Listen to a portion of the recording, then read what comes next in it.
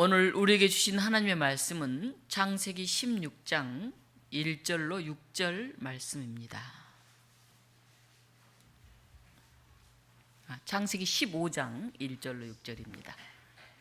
구약성경 17쪽에 있습니다. 우리 15장 1절로 6절 교독으로 봉독합니다. 이후에 여호와의 말씀이 환상 중에 아브라함에게 임하여 이르시되 아브라함아 두려워하지 말라. 나는 내 방패요 너의 지극히 큰 상급이니라.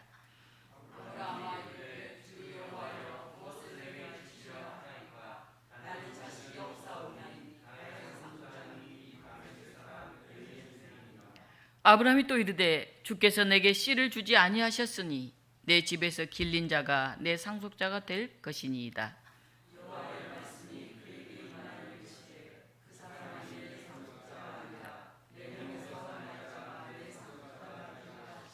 그를 이끌고 밖으로 나가 이르시되 하늘을 우러러 뭇별을 셀 수 있나 보라. 또 그에게 이르시되 내 자손이 이와 같으리라.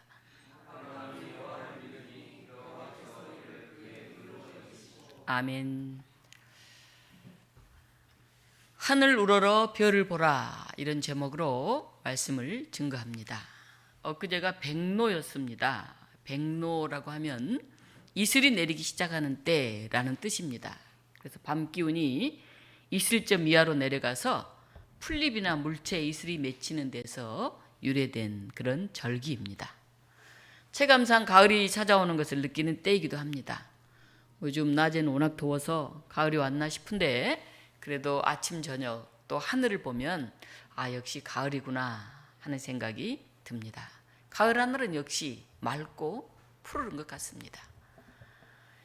이러한 계절에 우리는 아브라함을 찾아오신 하나님의 음성을 듣습니다.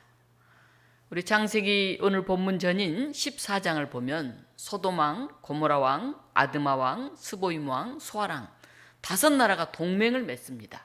그리고 엘라살 왕에게 12년 동안 바치던 조공을 이제 바치지 않겠다, 그렇게 선언을 합니다. 그러자 4나라 연합군 시날왕, 에람왕, 엘라살왕, 고임왕이 쳐들어왔습니다. 그런데 이 전쟁에서 조공을 바치지 않겠다고 했던 소돔과 고모라 쪽이 패배합니다. 그리고 백성들이 포로로 끌려가게 됩니다. 그런데 이때 소돔성에 들어와 살고 있었던 아브라함의 조카 롯도 사로잡혀서 끌려갔습니다. 롯은 아브라함을 떠나서 물이 넉넉하고 땅이 기름져 보이고 사람들이 많이 모여 살아서 문화가 앞서가는 것 같은 마치 애굽 땅처럼 보이는 그런 소돔 땅을 선택했습니다.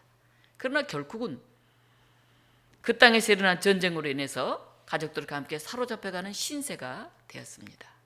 인간의 문화라고 하는 것, 인간이 만든 도시에는 욕망 덩어리들로 인해서 경쟁과 전쟁의 위험이 늘 가득합니다. 시골에 가면 좀 소박하잖아요.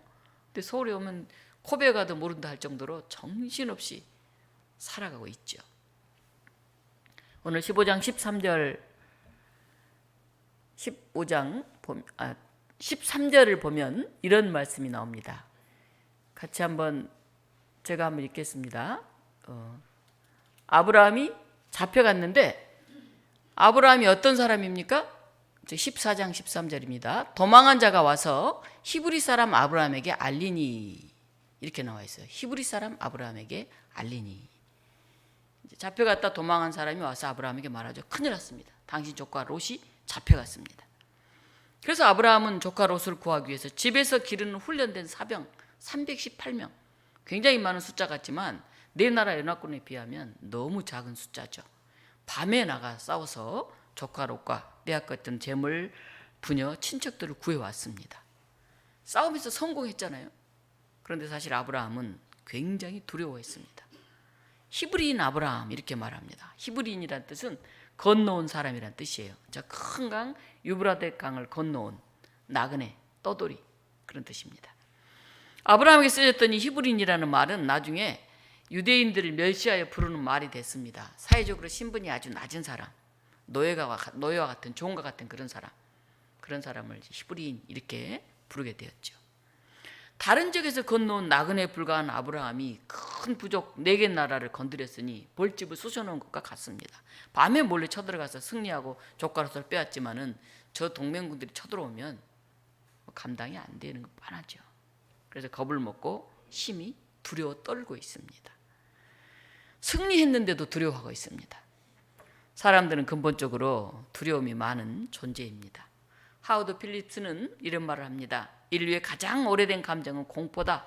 가장 강력한 공포는 미지의 것에 대한 공포다. 그렇게 말을 합니다. 불확실성, 그건 우리를 불안하게 합니다. 우리의 내일이 어떻게 될까? 우리의 노년이 어떻게 될까? 아, 이 나라 불안한데? 요즘 이러다 전쟁이라도 일어나는 거 아니야? 이런 이제 불확실성이 우리 앞에 다가오면 우리가 굉장히 두려워하게 되죠.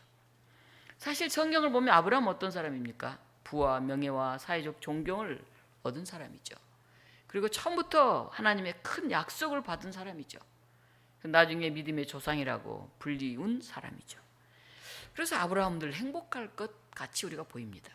그렇게 많이 복을 받은 사람이, 약속받은 사람이 무슨 불평이냐? 그렇게 말하고 싶은 사람도 있을 것입니다.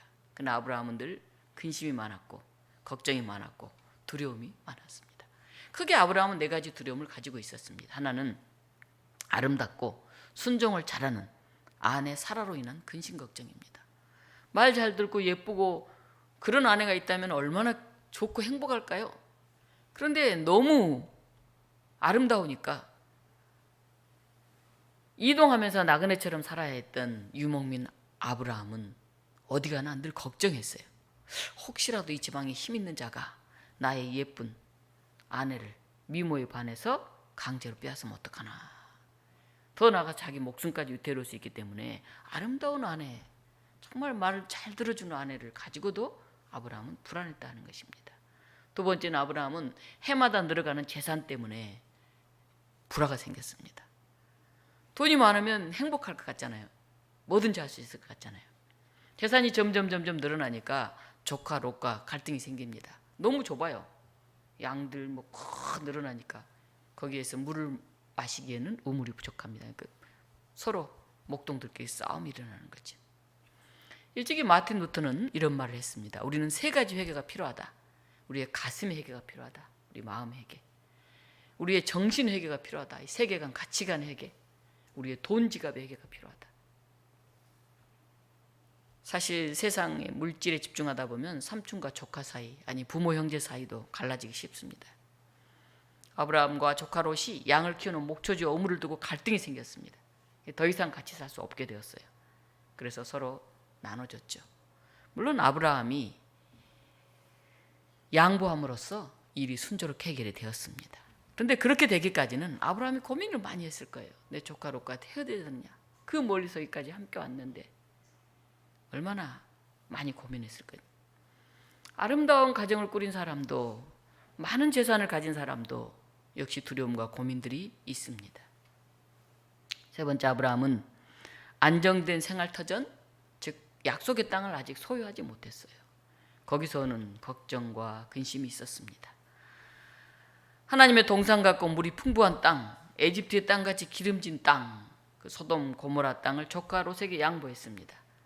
그리고도 아브라함은 살만한 그런 땅이 있었죠. 그러나 그건 자기 땅이 아니에요. 언제든지 나가라고 하면 쫓겨나야 될 그런 땅이죠. 아마 사람들은 저 사람 참 성품은 좋은데 세상에는 실속이 없다, 무능하다, 이렇게 얘기를 들었을지도 모르겠습니다. 4번째, 아브라함의 두려움과 걱정은 가장 큰 고민이기도 했는데 자기 대를 이은 자식이 아직 없다 하는 것이었습니다. 당시 고대사회에 자식이 없다는 것은 자기 가문을 유지할 사람이 없다는 것이고 자기를 지킬 사람이 없다는 것이었습니다. 그래서 항상 그것이 마음에 걸렸습니다. 오늘 이런 아브라함에게 하나님이 찾아오십니다. 그리고 하나님이 말을 거십니다. 조카 롯의 가정을 구한 후 두려움 가운데 있던 아브라함에게 하나님이 찾아오셔서 말씀하십니다. 오늘 15장 1절 같이 한번 읽어보겠습니다. 이후에 여호와의 말씀이 환상 중에 아브라함에게 임하여 이르시되 아브라함아 두려워하지 말라. 나는 내 방패요 너의 지극히 큰 상급이니라. 찾아와서 제일 먼저 하나님 하신 말씀이 뭡니까? 두려워하지 말라. 하는 것입니다. 다시 말하면 아브라함은 두려움 속에 있다 하는 것입니다. 하나님이 지켜주신다고 약속을 했어도 그 약속을 받고 살아가는 사람들마저도 이 세상을 살아가는 데는 두렵다, 근심과 걱정이 여전하다 하는 것입니다. 왜 두려워하지 말아야 하느냐? 하나님은 내가 너의 방패다. 적들이 공격이 올 때, 힘이 들 때 너를 안전히 보호하는 내가 방패다, 그 얘기를 하십니다. 내가 너의 상급이다. 나는 너의 선물이다. 하나님 이렇게 얘기를 하십니다. 그럼 어떻겠습니까? 와우, 하나님이 나의 방패라니, 하나님 나의 선물이라니, 야호, 이렇게 얘기해야 되지 않습니까? 그런데 아브라함이 비로소 입을 열어서 얘기를 합니다. 아브라함이 이르되 주 여호와여, 무엇을 내게 주시려 하나이까? 나는 자식이 없사오니, 이렇게 말합니다. 이 말을 직역하면 나는 자식을 낳지 못하고 죽을 것 같아요 하는 말입니다. 하나님, 나 자식이 없을 것 같아요, 평생에. 그런 말입니다. 이 말은 하나님이 이미 3번이나 아브라함에게 약속을 하셨어요. 너에게 하늘의 별과 같이 땅의 모래와 같이 많은 자손을 주겠다고 약속을 하셨습니다. 그런데 현실을 보니까 그렇지 않다는 거예요. 방패라고요? 큰 상급을 주신다고요? 저는 자식 못 보고 죽을 것 같은데요. 시큰둥한 얘기예요. 미래가 보장되다는 불확실성에 대한 아브라함의 두려움은 여전합니다. 약속만 하고 주지 않으신 하나님에 대한 속마음을 드러냅니다. 그리고 나가서 더 얘기합니다. 주께서 내게 씨를 주지 아니하셨으니 내 집에서 길린 자가 내 상속자가 될 것입니다. 하나님, 자식 안 생길 것 같아요. 우리 집에 있는 이 종 엘리에셀을 내가 상속자로 삼아요. 삐친 모습이죠. 사람들은 약속이 지연될 때 그 약속을 의심합니다. 그리고 인간적인 다른 방법을 택합니다. 안 될 것 같아. 어렵겠어. 그렇게 생각합니다. 세상 사람들은 약속을 잘 안 지키잖아요. 약속을 쉽게 깨뜨리잖아요. 약속을 하고도 속이잖아요. 알게 모르게 우리는 은연중에 하나님도 그 약속을 안 지킬지도 몰라. 겉으로는 믿는 것 같지만 속으로는 믿지 않는 그런 삶을 살고 있는지 모르겠습니다. 아브라함은 다른 해결책을 찾습니다. 종 엘리에셀을 후계자로 삼겠어요.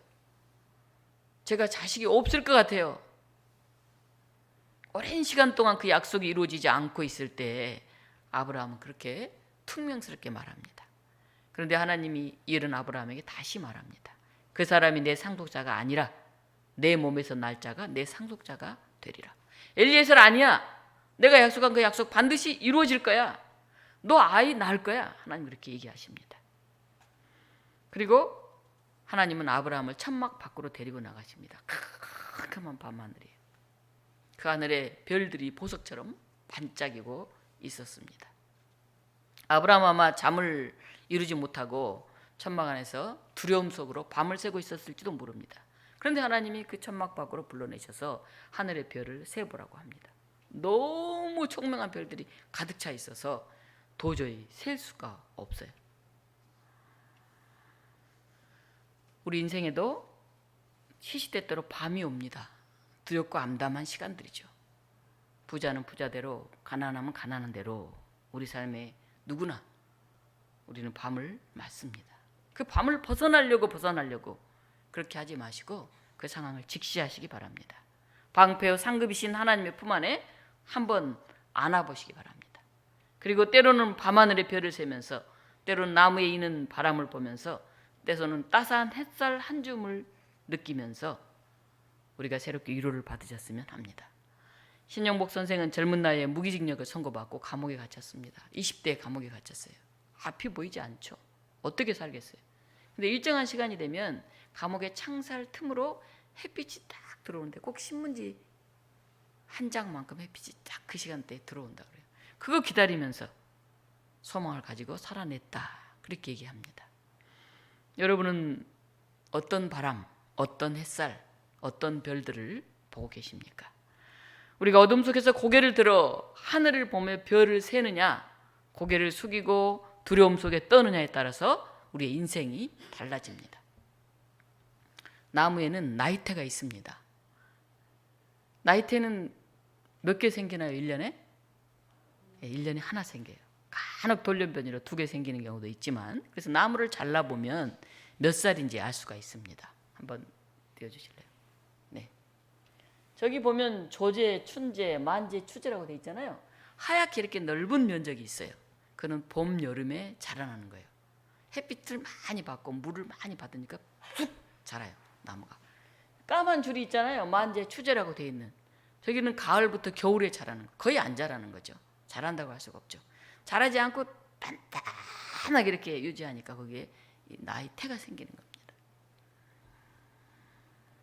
추운 지방에 자란 나무일수록 나이테가 색이 짙고 뚜렷하게 나타난다고 합니다. 다음 사진 한번 볼까요? 네, 넘겨주십시오. 어떤 거는 진하고 어떤 건 흐리죠? 예, 또 하나 남겨주세요.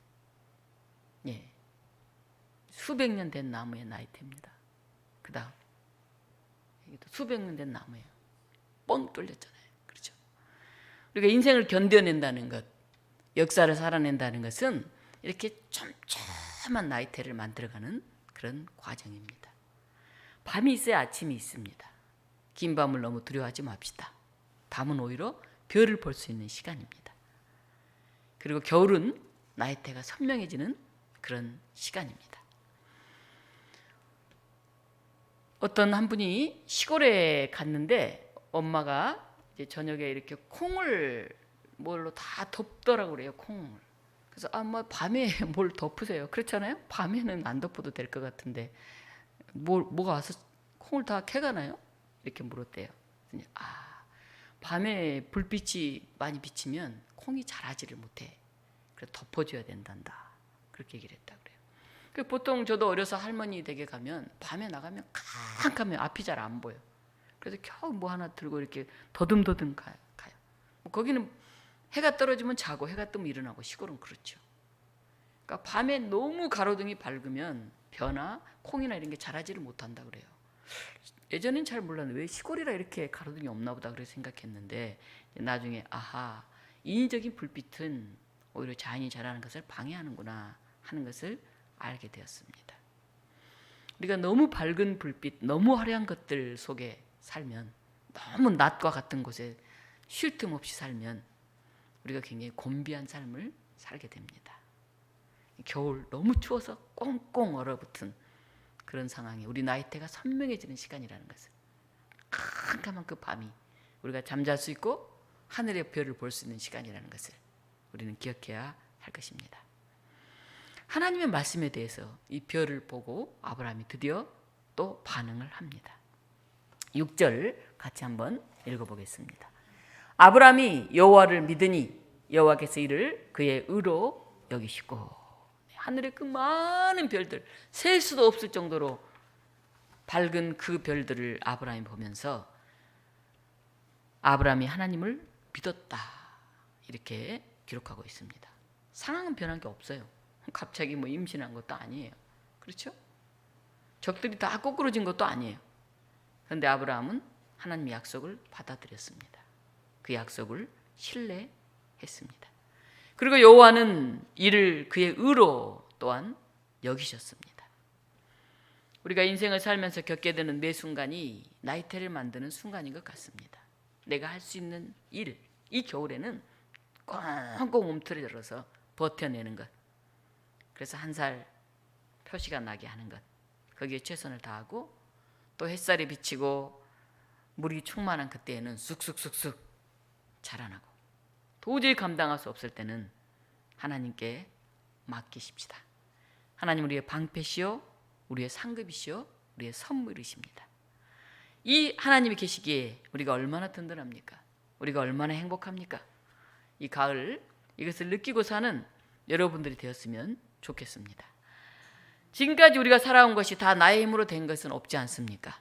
방패신 하나님의 보호하심과 도우심 없었다면 우리가 한시도 살기가 힘이 듭니다.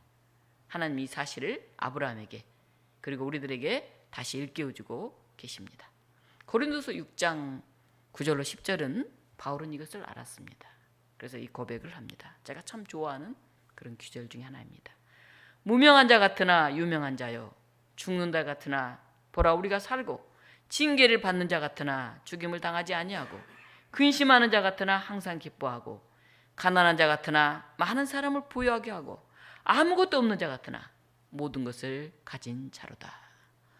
오늘 독립문교우 여러분들의 삶이 한가마 밤 하늘에 별들을 보면서, 그리고 아무것도 없는 것 같지만 모든 것을 가진 그 부요함으로 소망을 가지고 살아가는 복된 삶이 되시기를 주님의 이름으로 축원합니다. 우리 시간 잠깐 묵상으로 기도하겠습니다. 한 1분 정도 기도하겠습니다. 하나님, 나의 방패 되신 하나님, 하나님, 나의 상급 되신 하나님, 우리가 약속을 받았음에도 아무것도 주어진 게 없다고 불평하고 불심하고 근심하고 두려움 가운데 살아가고 있는 우리들의 모습이 아닌지 바라봅니다. 하나님, 우리 안에 믿음을 주시고 우리 안에 평화를 주시고 밤이 깊을수록 새벽이 가까웠음을 바라볼 수 있는 그 소망으로 저 하늘의 총총한 별들을 느끼게 하여 주시옵소서. 이 시간 우리 교우들 중에 고난 가운데 있는 이웃들, 몸이 아픈 이웃들을 생각하면서 기도해 주셨으면 좋겠습니다. 나라가 굉장히 혼란스럽습니다. 이 나라의 평강을 위해서, 평화를 위해서 기도했으면 좋겠습니다. 하나님, 이 가을 우리가 익어가겠습니다. 우리가 열매 맺는 가을 만들겠습니다. 하나님, 하나님 안에서 기뻐하겠습니다. 우리 고백하면서 함께 기도하겠습니다. 하나님, 우리의 마음에 두려움이 가득합니다. 근심이 있고 걱정이 있습니다. 때로는 우울하고 우울적합니다. 하나님, 캄캄해서 앞이 보이지 않을 때가 많습니다. 하나님, 우리를 위로해 주시옵소서. 우리의 방패가 되어 주시옵소서. 하나님, 우리에게 삶으로 되어 주시옵소서. 하나님을 기뻐하게 하시고 하나님으로 넘쳐나게 하시고 하나님을 부여하게 하여 주시옵소서. 우리는 무명한 사람들이죠. 우리는 죽는 것 같은 사람들이죠. 우리는 근심하는 사람들 같죠. 가난한 사람들 같죠. 하나님, 우리는 무명한 자요, 우리는 결국 죽음을 당하지 않는 자요, 모든 사람을 부여하는 사람으로서 고백하게 하여 주시옵소서. 우리 교우들을 지켜줍니다. 오늘 불편한 우리 윤덕성 목사님, 박창훈 목사님, 하나님, 우리 젊은 학생들, 또한 미래를 위해 아동받은 사랑하는 청년들, 그 가정을 책임지고 애쓰고 있는 우리 가장들, 노년의 삶을 준비해가는 어르신들 위해서 기도합니다. 하나님, 눈동자를 지켜주시고 어둠 속에 별을 보게 하시고 오늘도 하늘을 볼 수 있는 저희 믿음을 다시 일으켜 주시옵소서. 하나님, 역사하시고 감사하여 주시옵소서.